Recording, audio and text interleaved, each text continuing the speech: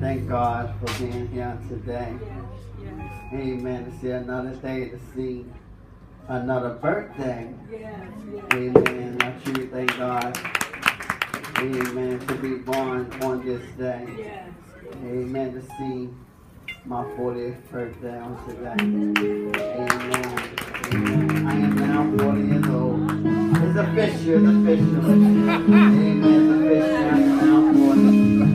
Amen. I just truly thank God for seeing every last one of these faces. Amen. And in this place on today. Amen. God is good. I truly give honor. Amen. To share this day, my 40th birthday, with my fiance. It's official. Amen. See the gala. Amen. We went out last night. Amen. To start my birthday celebration early. Amen. We went to the tree light. We went to the Rockefeller Center. And then we went to BBQ. Amen. Then we went to BBQ. Amen. Truly, I really did enjoy myself. Then I had to come back home to prepare myself. Amen. So, you know, I ain't get that much sleep. Amen. Had to come home to prepare myself. But I thank God for the Holy Ghost, because the Holy Ghost already knew what I was going to talk about on today. Amen. Because the Lord He always spoke to me. Amen. What to speak on.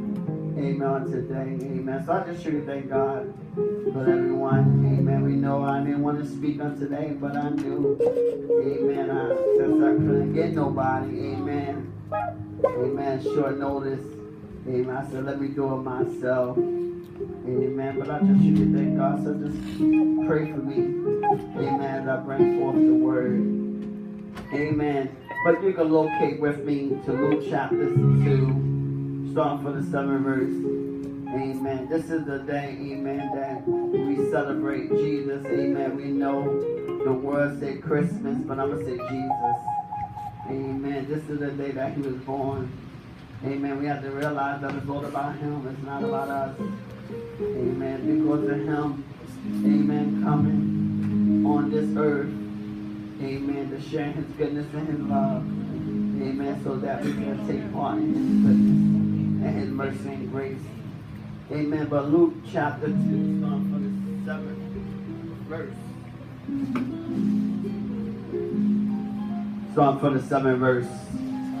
Luke chapter 2, when you have it, you can signify by saying, I got it. Amen. Starting from the 7th verse. One verse. We're just going to take out one verse. Amen. And it reads, and she brought forth her firstborn son, and wrapped him in swaddling clothes, and laid him in a manger, because there was no room for them in the inn. I like this verse. Amen. It spoke something to me. Amen. You read it before. Amen. You probably heard it before. Amen. But you probably didn't get this revelation. Amen. You probably missed it. And it reads, and she brought forth her firstborn son, wrapped him in swaddling clothes, and laid him in a manger, because there was no room for them in the inn. It said, lay him in a manger. A little dusty manger. Amen. That's supposed to be. Because it doesn't matter where you was born. You know, somebody could have been born maybe in the hood, maybe in the ghetto, maybe on welfare, maybe in an abusive relationship, maybe somebody was born into alcohol or drug addiction, whatever it may be. Maybe, you know, somebody was born into their husband or wife was womanizers, their mother or father was womanizers. Amen. And they was born into this. And say he lay him in a manger, and sometimes we overlook the smallest matters because it looked dirty, because it looked ugly, and they overlook that he could be the Son of God, because you know you would say if he were the Son of God, why he would lay him in a manger? And I like this because I see it said because there was no room for them in the inn. Amen. They let me know that they wasn't broke. They could have went to a hotel. You know, the Ritz-Carlton. You know, I'm going to say in my time, I'm going to, you know, come from their text to today's text. Contemporizing, modernizing. You know, where they could have maybe went to the Ritz-Carlton or those Astorias, you know, maybe the Hilton Hotel. But because there was no room for them, it was all booked up. You know, sometimes when you go on vacation, you know, if you wait, you know, and I looked up something because my fiance is from South Africa, right? And I looked it up, and I seen it, and I seen they got some nice beaches over there. And it caught my eye because it say that if you come around this time between December, Christmas, and New Year's, and if you don't book early, they said forget it. Don't come. Because it's so booked, it's booked up. And that's how the feeling was. You know, because they didn't get their reservation early because they didn't know when the baby was going to be born. You know, when you have a baby, you know, now they can kind of pinpoint the day, the month when you're going to be born.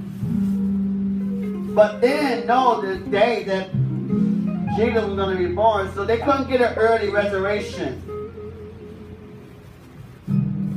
And so they couldn't bring their baby to the Ritz-Carlton. So they had to sell them in a manger. And what I want to get to you is that because sometimes our perception, the way how we see things, could be off. And if we don't see things clearly, we will miss God. And that will bring to my text is what you see is what you get. What you see is what you get. Because yes, he was born in a manger. Yes, you might be on drugs. Yes, you might be lonely. Yes, you might be going through. Yes, you might be in some pain. Yes, you might be having some heartaches and some hard trials and some difficult moments. Yes, amen. But if you overlook, amen, the smallest man, yes, you might be going through all that. But if you focus on that manger, you will miss the promise.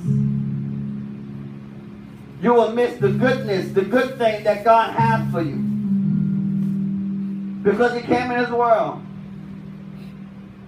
to redeem man. He might have started out in the manger, but he didn't end in the manger.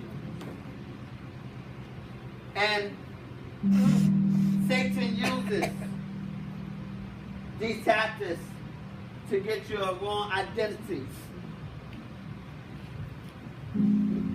To allow you to see the wrong concept. And it started all the way back in Genesis. Genesis chapter 3, verse 5. Genesis chapter 3, verse 5. It said, for God doeth know that in the day you eat thereof, then your eyes shall be opened, and you shall be as gods, knowing good and evil. The thing wasn't knowing good and evil. The thing I want to point out to you is he's saying that in the day that you eat this fruit, that not only that your eyes will be open, that you will be like God. He changed her perception of how she sees herself. Because she was already like God. She always was like God. She didn't need Satan to tell her that you would be like God. Like she wasn't already there. He's speaking to her future.